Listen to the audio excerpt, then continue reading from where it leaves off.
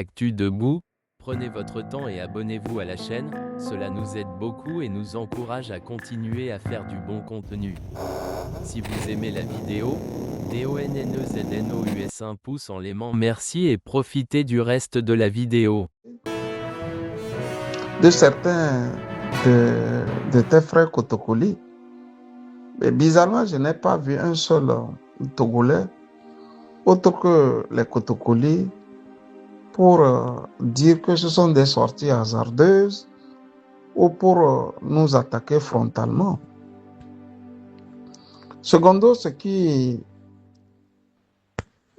me paraît un peu surréaliste est que les gens ne prennent même plus le temps d'écouter ce que tu dis. Les gens jugent par émotion ou par réflexes tribaux, ce qui est d'ailleurs très très dangereux. Si ceux-là qui nous taxent de tous les noms d'oiseaux avaient pris le temps d'écouter ce que nous avons dit, il est clair qu'ils n'allaient pas nous tirer à boulet rouge. Il est clair qu'ils n'allaient pas le faire. Je vais encore faire le récapitulatif, dans l'espoir que cette fois-ci, ça va rentrer et que ça ne va plus sortir de leur tympan. J'ai dit, moi, d'abord, la CEDEAO, j'ai mis une croix à l'organisation. L'organisation appelée CEDEAO, tout ce qu'elle fait, ça ne m'intéresse pas. Et j'ai regretté, tout en laissant une anecdote, que j'avais fait un exposé sur l'organisation. J'ai continué en disant que c'est un parent qui vit à Hambourg qui m'a appelé pour me demander si je connaissais le juge Dr Yahuza Orosama. Et je me suis exclamé en disant oui, il doit avoir un petit nom appelé Rio. Et c'est ça qui m'a fait aller lire le document de la CEDEAO. Effectivement, en lisant le document, j'ai pu me rendre compte que c'est celui-là qui représente désormais le Togo comme juge à la CEDEAO. Donc, il fallait quand même laisser aux Togolais comment je l'ai connu. Donc, j'ai commencé par les anecdotes. J'ai dit d'abord, il a appelé un jour le journaliste Djobo Sam, aujourd'hui décédé, paix à son âme, et l'a menacé. Il a vraiment menacé. Parce que ce dernier aurait cité un nom dans son journal. La décence aurait voulu que ceux qui ont écouté ça se disent, mais est-ce que quelqu'un peut nous retrouver le journal en question? Parce que nos journalistes aussi ont ce qu'on appelle les archives. C'est leur premier réflexe pour un homme intelligent. Ils n'ont pas fait ça. Moi, le premier réflexe, c'est ça qui m'est venu.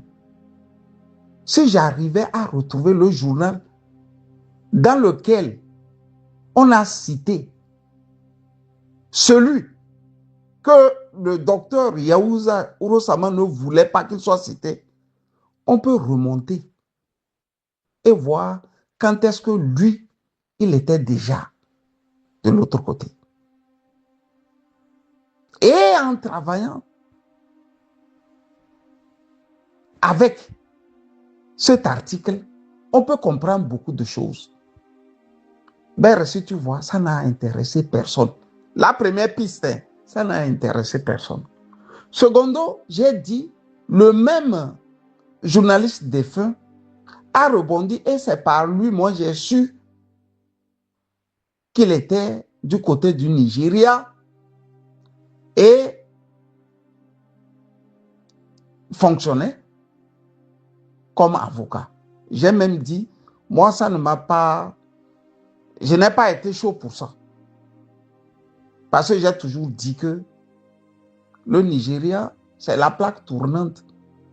Et j'ai pris par exemple le cas de l'ex-ambassadeur Félix Sagbo. Avant de devenir tout-puissant ambassadeur à Bruxelles, il est passé par le Nigeria.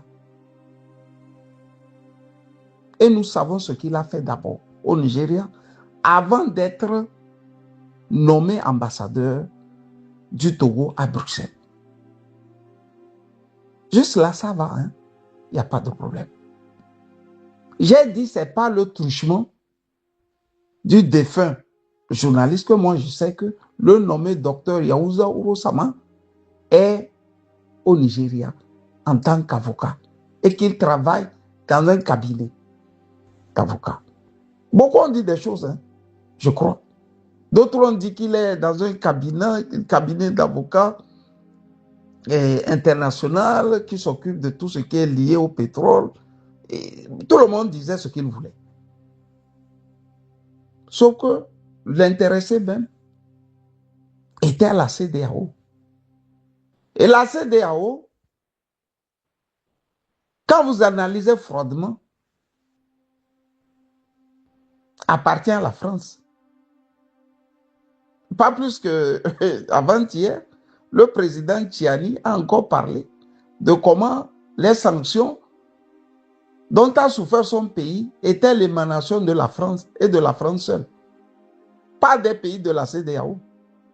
Ce n'est pas moi qui le dis, c'est tout un président qui a souffert des sanctions qui dit que non. Ce ne sont pas mes frères de la CEDEAO qui m'avaient sanctionné, c'est la France qui m'avait sanctionné.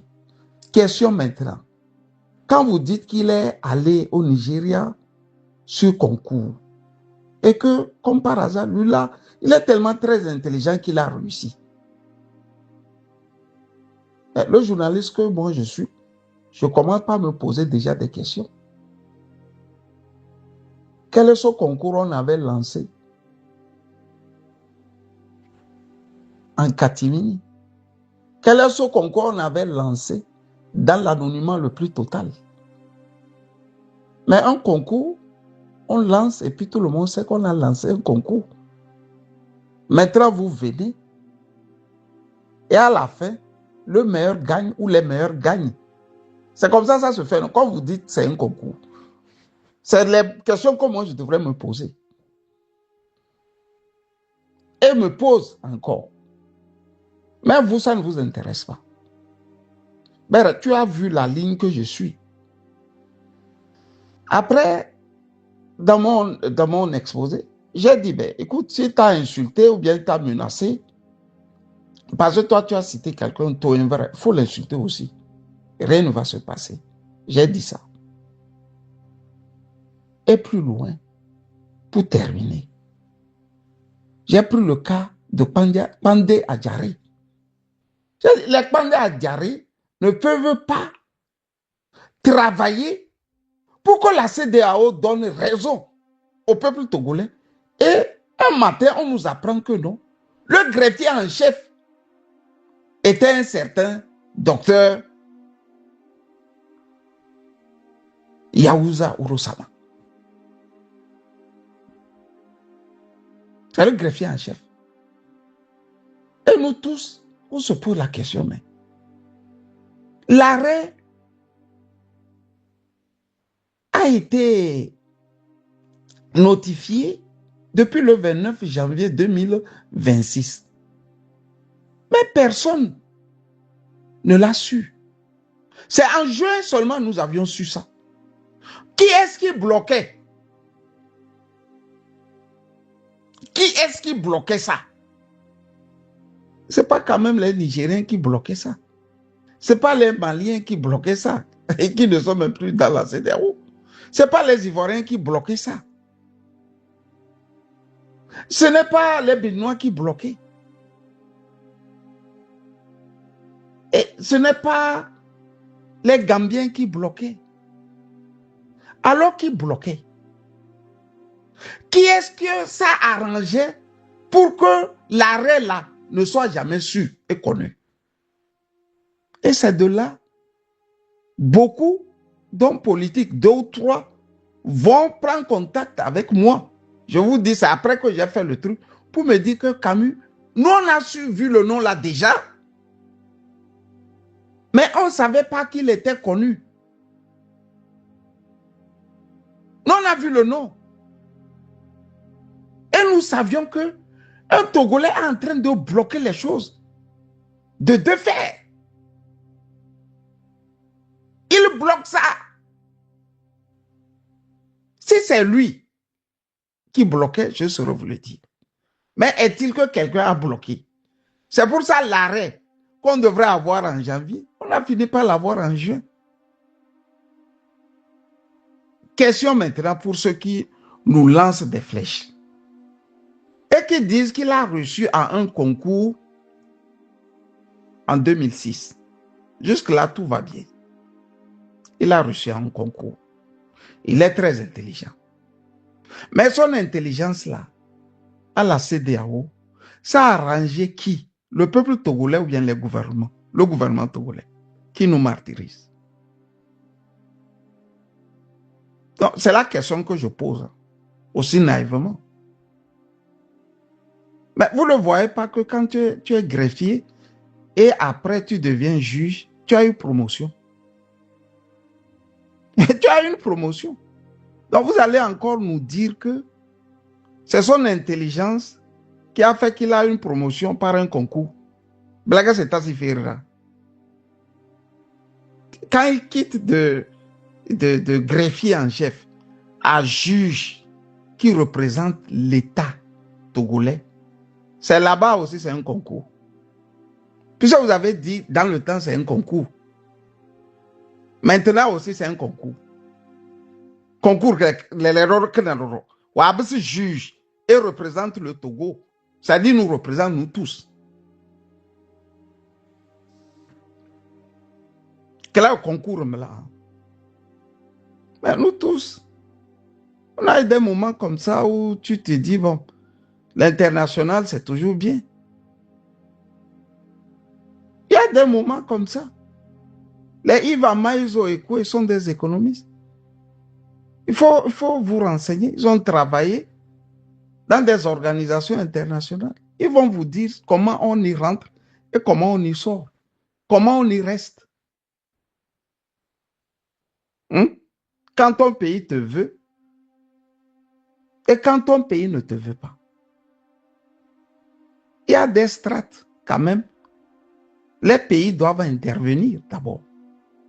Ibrahima Menatou, qui a menacé le député sénégalais Guy Marius Sagna, est la CEDEAO, non?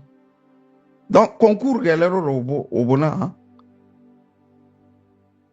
Mais puis c'est là la CEDEAO. Et vous dites que ce n'est pas les concours, on rentre dedans. Concours, il y a et des têtes au Bonanay. Vous voyez comment vous êtes? On continue. Moi, j'ai écouté une interview du professeur Mamadou Koulibaly, qui a un parti en Côte d'Ivoire, qui est un économiste de renom, un écrivain, un conférencier de renom, un grand économiste. Le patron du FMI est arrivé à Abidjan et lui a dit de se préparer, de lui envoyer immédiatement son CV. C'est ce qu'il a fait. Le poste qu'il devrait occuper au FMI, il fallait l'aval de son pays. Alassane Ouattara a bloqué ça. C'est lui-même qui dit ça. Mais si tu vas à la CEDEAO, il lance un concours, il cherche un ingénieur pour la sonorisation de leur salle. Mais je ne pense pas qu'on va demander l'avis de Faure Gnassingbé et du gouvernement togolais. Si tu gagnes à ce concours, il n'y a pas de problème. Il y a beaucoup de choses. Tu peux être interprète, non? Ou traducteur, tout ce que vous voulez. Je ne pense pas qu'on a besoin de son pays pour ça. Mais on a des amis aussi qui sont rentrés dans des organisations internationales très proches de l'ONU qui ne nous parlent plus. Parce qu'à partir de ce moment, ils quittent votre secteur pour un secteur entre États. Mais comme tu es dans les médias, ils ne veulent pas lâcher quelque chose. C'est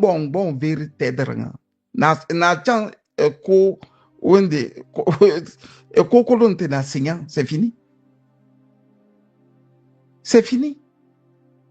La question que je veux poser aux Togolais maintenant, donc quand il quitte son rôle de greffier en chef et devient juge à la CEDEAO, concours ou comment? Je crois savoir que chaque pays, il y a un quota qu'on donne à tous les pays, non? Pour envoyer leurs enfants. Hein? Les Bitoko Tipu Yaninim, ils ont représenté le Togo à la CEDEAO pendant des années. Concours Bobona. Ou bien c'est quoi? C'est quoi votre problème? Mais vous pouvez aimer un frère. Mais nous ramener au stade, c'est Traoré, Gouni, je ne sais pas.